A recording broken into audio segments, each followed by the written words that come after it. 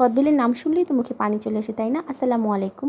ঘরে থাকা উপকরণ দিয়ে কীভাবে আমি কদবেলের আচার তৈরি করব আর সেটা অনেক দিন সংরক্ষণ করা যাবে সেটাই দেখাবো। প্রথমে একটা কড়াইতে নিয়ে নিচ্ছি 1 টেবিল চামচ মতো পাঁচফোড়নটা হালকা ভেজে ঠান্ডা করে গুঁড়া করে নিচ্ছি। তারপরে নিয়ে নিচ্ছি দুটো কদবেল দুটাকে ম্যাশ করে নিয়ে নিচ্ছি।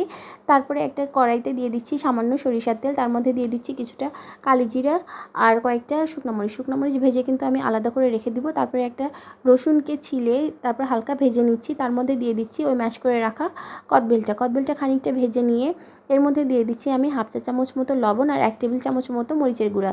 ঝাল লবণটা আপনারা আপনাদের স্বাদ অনুযায়ী দিবেন। আর তারপর এটা আমি খানিকটা নেড়ে নিচ্ছি। আর একটা কথা বলি যে যদি আপনারা এটা অনেকদিন সংরক্ষণ করতে চান অবশ্যই দুটা কদবেলের ক্ষেত্রে আপনার 3 টেবিল চামচ মতো ভিনেগার অ্যাড করবেন। আমি যেহেতু এটা বেশি দিন সংরক্ষণ করব না, তো সেক্ষেত্রে এখানে ভিনেগার অ্যাড করছি না। তারপর দিয়ে দিচ্ছি 1/3 কাপ পরিমাণ চিনিটা দিয়ে আরও ভালো মতো ভেজে নিয়ে নামানোর আগ দিয়ে আমি গুঁড়া মশলাটা দিয়ে দিচ্ছি।